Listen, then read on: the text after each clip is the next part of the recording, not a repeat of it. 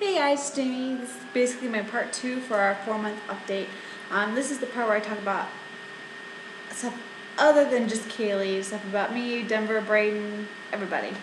Tell you what's going on in our life, basically what's been going on, why I've been so busy, why I've not done any videos, and I'm so sorry for that. I know I've had a couple requested, and I apologize wholeheartedly. I'm a horrible person, I know. But I will do them. I really will. Go list them up in my other video, and I will definitely get to them. Because I'm really, there's nothing else going on in my life right now. Everything's pretty much calming down right now. So, yeah, leave them. Anyway, stuff that's been going on with us. I went on my trip to Virginia, like I said, and things were really great. I mean, my mom has been coming to North Carolina here every weekend. My sister, if some of y'all know, because some of y'all followed me since my TTC journey. In the very beginning of my TTC journey, my little sister went into treatment in Colorado for an eating disorder. Well, it's almost exactly a year later, and she's back in treatment. But here in North Carolina, there's only two major facilities in the U.S. in Colorado and North Carolina. The North Carolina one is pretty new. It's by Duke University. So my mom's been traveling there a lot. So, that's been hard. But it's been good that I can visit her. And this treatment facility is much more laid back. I can actually text her and call her, but only during certain times of day. I think it's only from 6:30 to 8:30. She can have her cell phone. And they can let her pick what she wants to eat instead of them picking out for her and forcing her to eat it. Of course, they make her still eat it, but she can actually pick what she wants. And each month she has to eat a challenge food, which for her is, of course, it's foods that are hard for her to eat because, eating disorders, there's some things that you will eat, and there's some things that it's so hard, unbelievably hard for you to eat. And for her, pork is hard for her to eat, turkey is hard for her to eat, and a lot of other things. So she had pork tenderloins the other day, and that was a challenge food for her. And she did fine, so that was really fantastic. That was a big deal. I don't think she's had pork in 3 years. Anyway, so yeah, my mom's been coming out every week during the weekends for family meetings with the therapist and all that stuff. So we decided to meet up halfway. So it was about an hour and a half drive for each of us. And she would drive me and the kids up to Virginia, and Denver would go back home because he couldn't leave the state if he had to work. So we went up for a week and a half, and we really enjoyed it.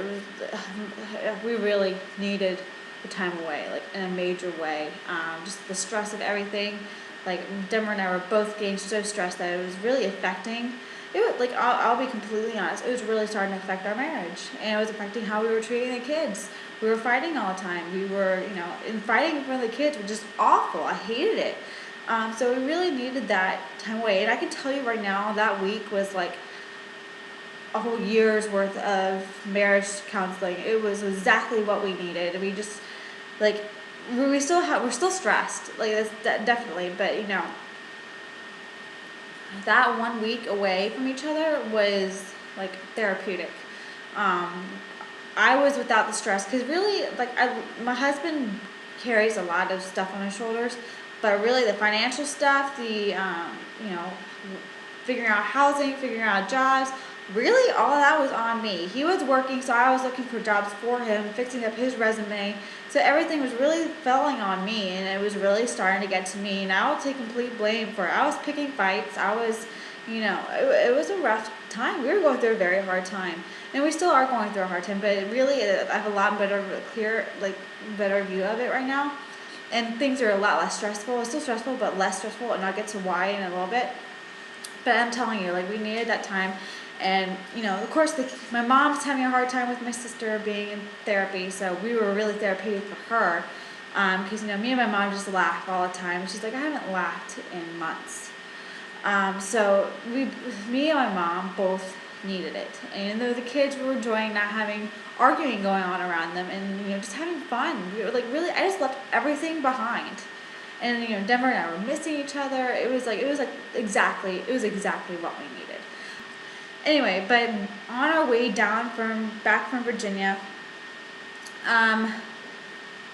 Denver gave me a call, and he called me up and he said, hey, do you remember that they put me in for a medal after the accident in Afghanistan? And I was like, yeah, I remember, because they said that they put him in for some medal, but Denver thought it was going to be a NAM, which is, an achievement medal, which is good, but it's nothing extra, like, amazing. But he was like, guess what I'm getting? And I was like, what? And he was like, I'm getting the Navy Marine Corps medal, which I thought was a NAM. So I was like, okay, cool, that's what we thought we were getting. He was like, no, Jamie, the NAM is the achievement medal. I'm getting the Navy and Marine Corps medal. I'm a civilian. I don't know this stuff. So I was like, what's the big deal? And he was like, Jamie, that is like the biggest, medal you can get without fighting in combat. He was like, yeah, I was in Afghanistan, but I wasn't fighting anyone when the accident happened. It was just a house fire. It was a freak accident. So it was the biggest thing he could ever get, and he was the first in MARSOC to get it. And it's almost unheard of for a corporal to get it. I mean, usually it's a little bit higher ranking men that get it. So it was a big deal. So he was like, this. Everybody's saying that this will really help me possibly get re-enlisted, and that before I went to Virginia, the career planner was saying there was no way in re-enlisting to start SEPs and TAPs, which is a class to help them get ready to get out, and that there was just no way it wasn't happening. Get ready to get out.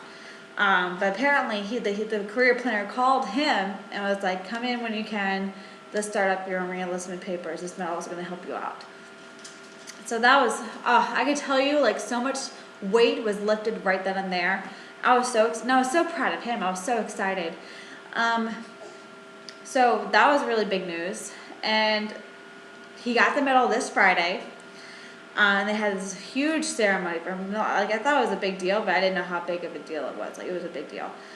Usually they have this little thing where, like, some, like, lieutenant will pin you. No, the 2-star general came and pinned him, and, like, that was freaking incredible. Like, if you guys watched Army Wives, like, we got to hang out in this guy's office.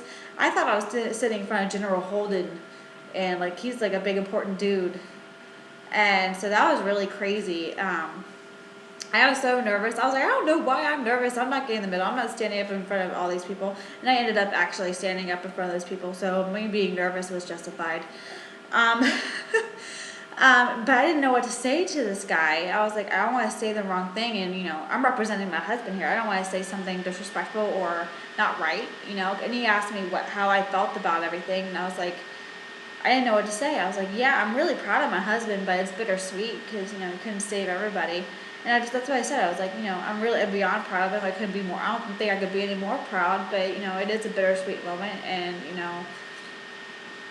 that's really all I can say. And I didn't know what else to say because, there was a bunch of guys that were in the accident that had all lost good friends. I was like, I really don't want to say anything wrong. I really don't. And I was like, I'm sitting here in front of a captain, a general, and Denver's, gunnery sergeant, his boss, and I'm just like, I'm not military. I don't know what to say or how to introduce myself, what to call them. So I was just kind of chat with them and tried to say nothing wrong, but it was nerve-wracking. Anyway, the general asked Denver what his plans were, and Denver was like, oh, well, I'm trying to re-enlist, but I'm having a little bit of trouble with that. And the general was like, well, if you need any help, you come to me. I'm being serious. You come to me if you need anything with this whole re-enlistment thing. He said, when you re-enlist, invite me to your re-enlistment ceremony. So that was a big deal. Like, having a 2-star general in your corner willing to help, that's a big deal. And he asked Denver what he's doing now, and he expected Denver to be saying that he was still at Motor T doing his job. And no, Denver was like, I'm at guard force, which is people who guard the gate and just checking people's IDs. And the general was like, why the heck are you there? Like, the general was not happy. Denver is not happy to be there because that's why he's having trouble re-enlisting, because they put him there instead of with his job. Where he's at right now is what's closing. Like, is the job that's closing. So the general was like, why the heck are you there? Like, and like all the other guys were looking like, oh my God, why? Like, they totally screwed you over. So I have a feeling the general is going to be helping us out there because he was not happy. So that's a big deal. So Denver and I are very a lot more confident about re-enlisting. So we're talking about what we'll do if we re-enlist. Denver's like, I want to get a motorcycle if I re-enlist. I was like, well, let's see. not make any big plans like that. But yeah, so that's exciting. And I'll put a clip of the actual ceremony on here, or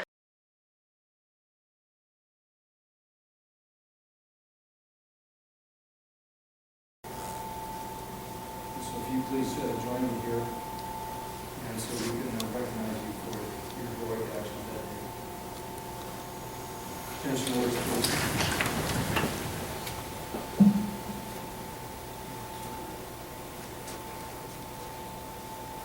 President of the United States takes pleasure in presenting the Navy and Marine Corps Medal to Lance Corporal Denver N. Creasy, United States Marine Corps, for services set forth in the following citation.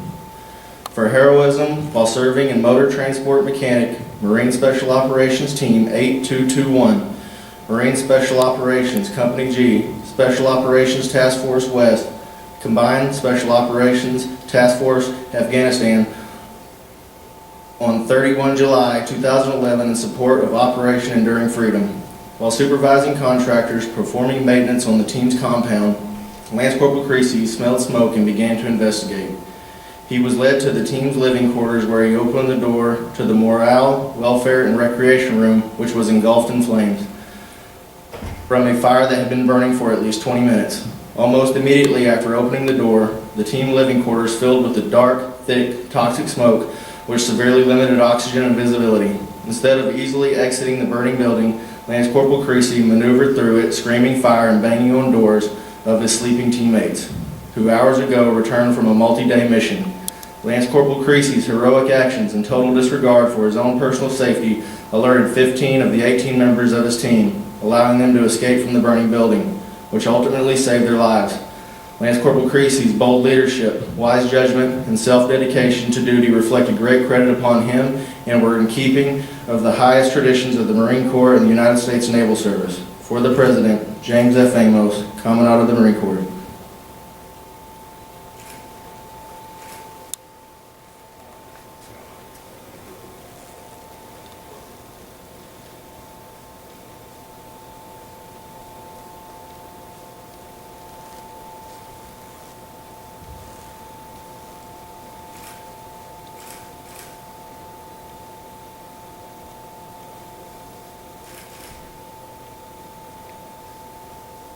Please join me in a round of applause.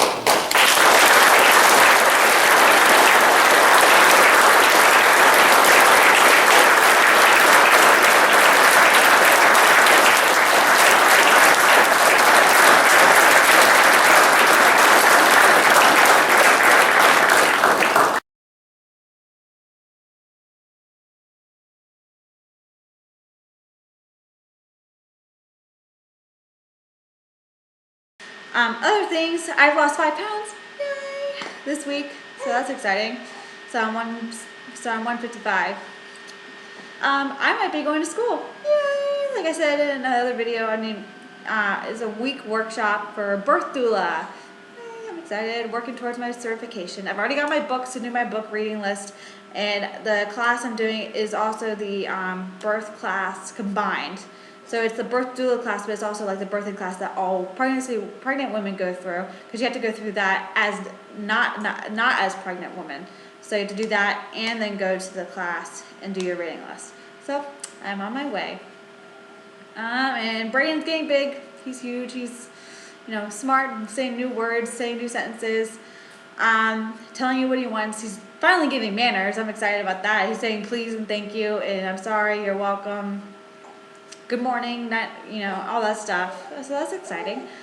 And he's potty trained. Well, not fully. He still has trouble at night when we're out for a really long period of time. But at home, he's pretty much completely potty trained.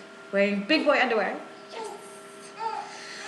Alright. So that is it. That is it. So I'll talk to you guys later.